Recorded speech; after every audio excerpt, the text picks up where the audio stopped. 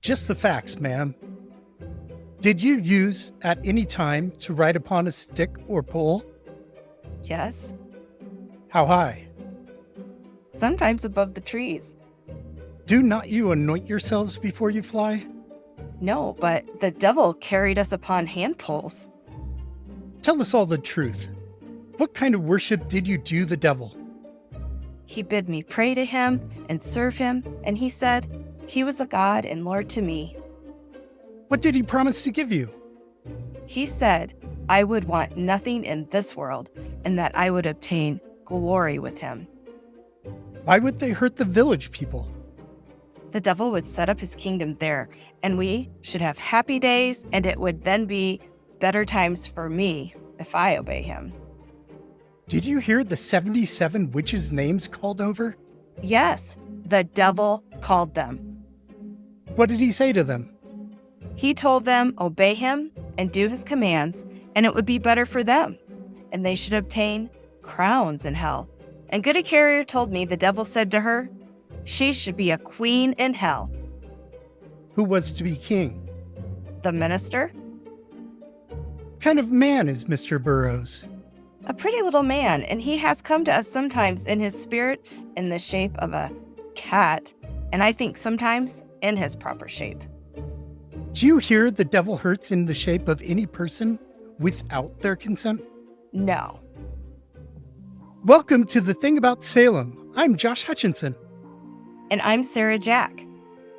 The interrogation we just reenacted was taken from the record of the July 21st, 1692 examinations of Mary Lacy Jr., Mary Lacy Sr., Ann Foster, Richard Carrier, and Andrew Carrier, and was a pivotal moment which we'll have more about later in the episode.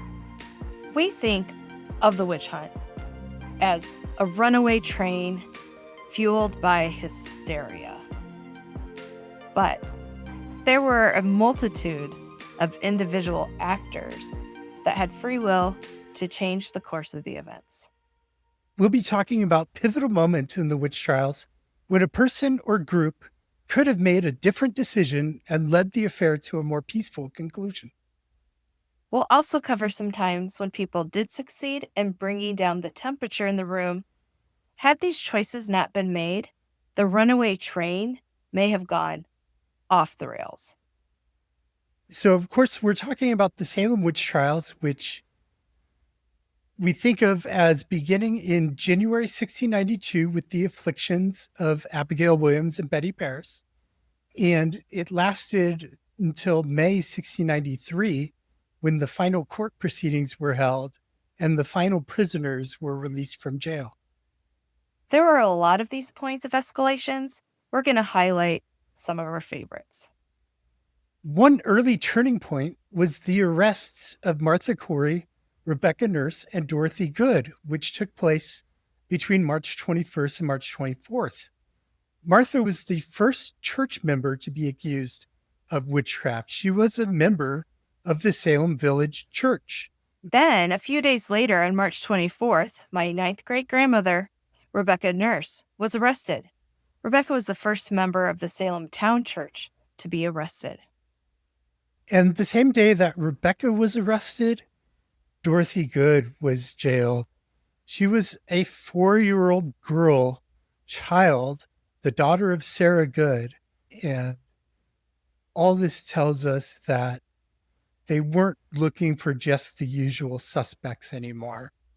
If church members and little baby children, not even old enough for today, kindergarten, are getting accused of being witches that hurt people, anybody is open to accusation.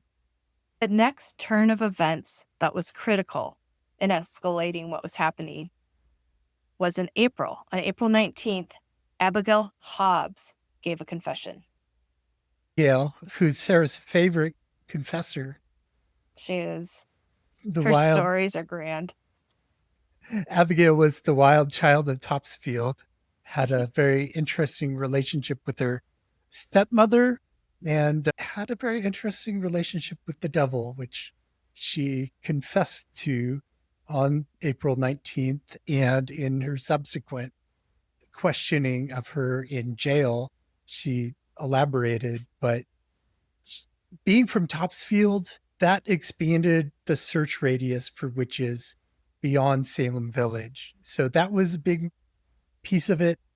And this was the first confession by anyone since Tituba had confessed on March 1st. There's also no signs of coercion on this one. It appears to be a voluntary confession.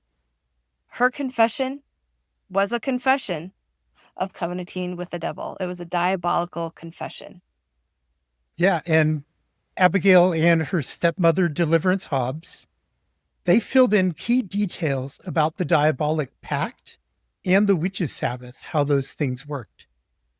Yeah, and Abigail said that she gave the devil her permission to afflict people. So the devil went out in her specter, her likeness, but only because she said that he could. And this was a big moment because this said that the witches had to willingly allow the devil to use their form, that the devil couldn't use anybody's shape without their permission. In other words, he couldn't appear as an innocent person.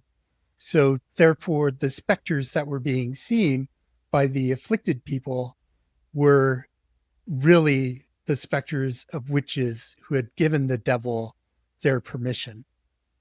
So this added some cred to spectral evidence, which the ministers and others were really trying to decide.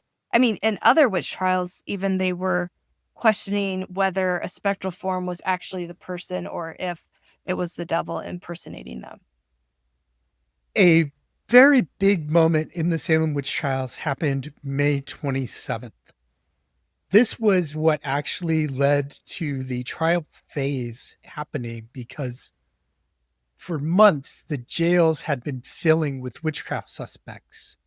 But Governor William Phips, the brand new governor for the colony, creates a special court called the Court of Oyer and Terminer, which means to hear and determine. And he appoints 9 judges to it, and they're going to start in June. Another thing about the witch trials that I think we sometimes forget is that ministers and other men were doing a lot of deliberation around the seen world and the unseen world. I wish they would not have had such a difficult time coming to the conclusions that they needed to come to. But one of the significant ones is the return of the ministers on June 15th. In the return, the ministers warned the justices about relying upon spectral evidence.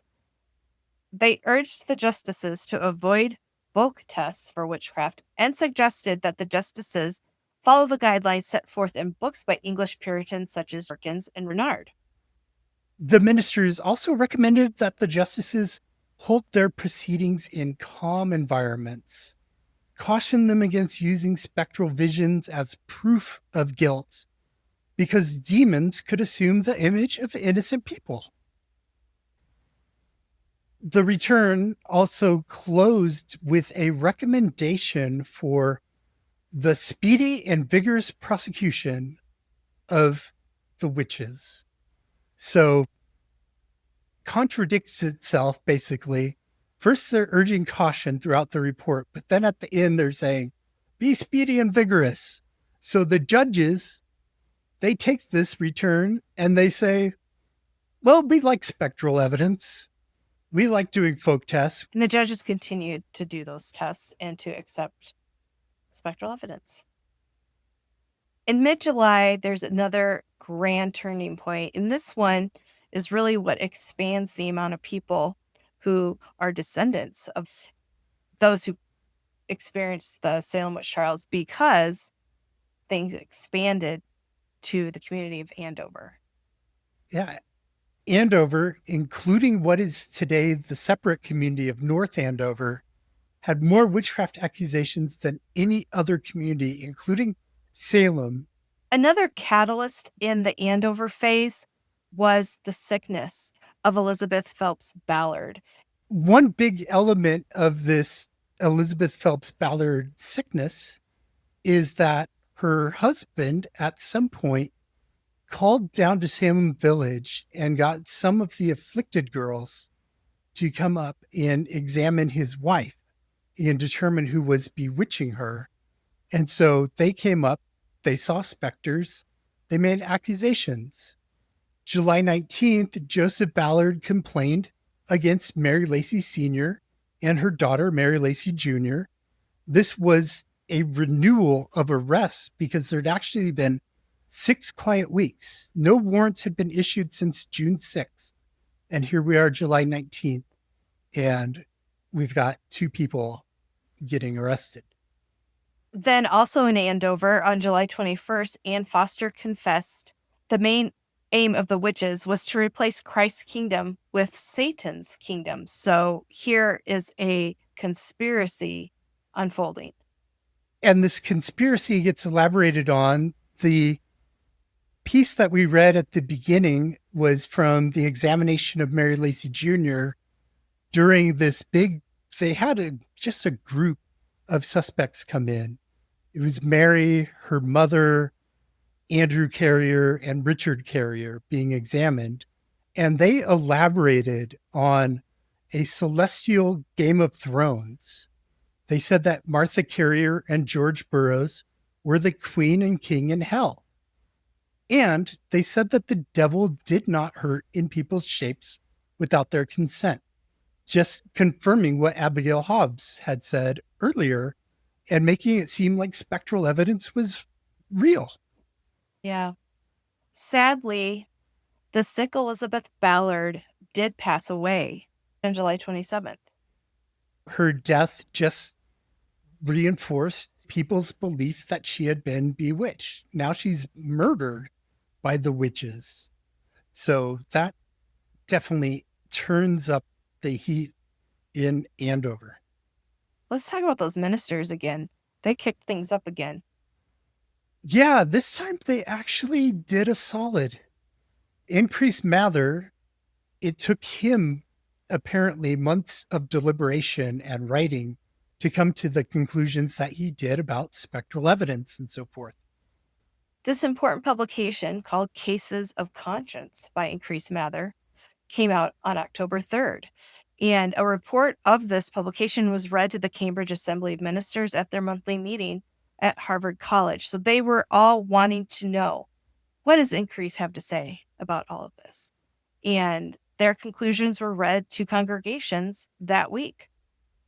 This work, Cases of Conscience, exemplified the shift in opinions about the trials that had happened over the summer as we get into the fall. There starts to be some people coming out against what's going on, the way things are being handled. Increase suggested the afflicted persons may actually be possessed.